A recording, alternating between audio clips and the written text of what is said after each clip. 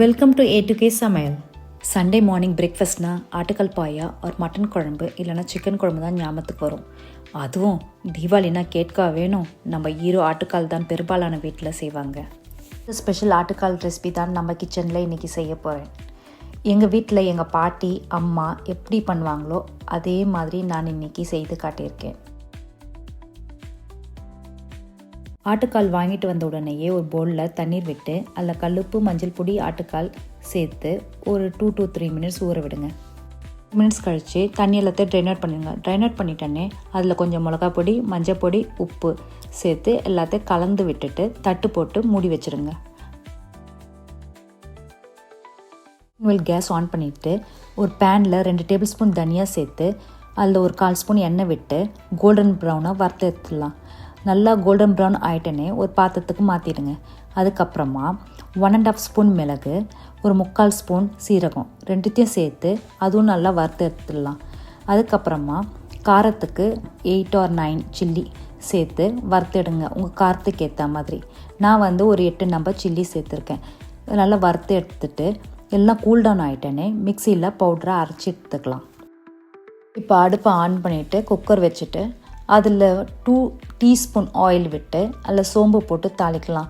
நான் ஆயில் ரொம்ப கம்மியாக தான் விடுறேன். ஏன்னா ஆட்டுக்கல்லே ஃபேட் ரொம்ப அதிகன்றதுனால நான் கம்மியாக தான் எண்ணெய் விடுறேன்.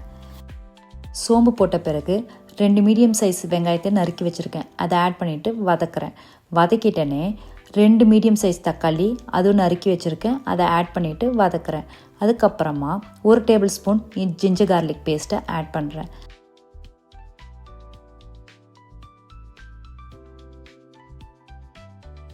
ஜிஞ்சர் கார்லிக் பேஸ்ட் ஆட் பண்ணிட்டேனே கொஞ்சம் உப்பு, அதுக்கப்புறமா நம்ம ஊற வச்சுருக்கோம்ல ஆட்டுக்கால் அதையும் சேர்த்துட்டு நல்லா கலந்து விடுங்க.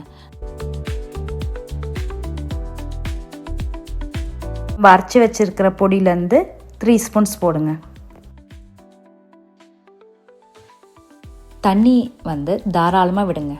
ஏன்னா இந்த ஆட்டுக்கால் வேகிறதுக்கு நிறைய டைம் எடுக்கும், நிறைய விசில் தேவைப்படும்.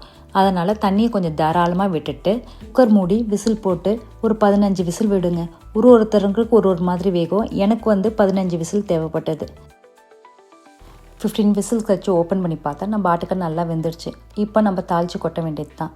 ஒரு சின்ன பேனில் ஒரு 2 ஸ்பூன் ஆயில் விட்டு அதில் சோம்பு கருவேப்பிலை போட்டு தாளித்து கொட்டிடலாம். அதிலே சொன்ன மாதிரி நான் ஆயில் கம்மியாக தான் விட்டேன். ஏன்னா ஆட்டுக்கல்லே ஃபேட் அதிகமாக இருக்குது. இப்போ தாளித்து கொட்டிட்ட பிறகு நம்ம ஏற்கனவே அரைச்சி வச்சுருக்கோம்ல பவுடரு அதில் 1 ஸ்பூன் இதில் ஆட் பண்ணிவிட்டு கொதிக்க விடலாம். நல்லா கொதிச்சிட்டேன்னு பாயா ரெடி. சூப்பரான பெப்பர் பாயா ரெடி ஆயிடுச்சு. அதுக்கு இட்லி தோசை இடியாப்பம் இல்லைன்னா எப்படி, அதுவே செஞ்சிடலாமா?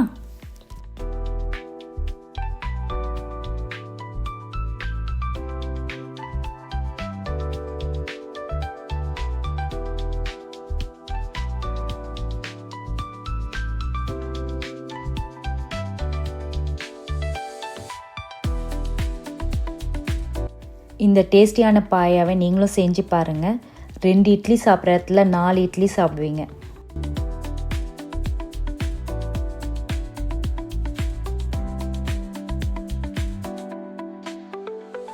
இந்த வீடியோ பிடிச்சிருந்தா லைக் பண்ணுங்கள், சப்ஸ்கிரைப் பண்ணுங்கள், ஷேர் பண்ணுங்கள் அண்ட் ப்ளீஸ் காமெண்ட் பண்ணுங்கள்.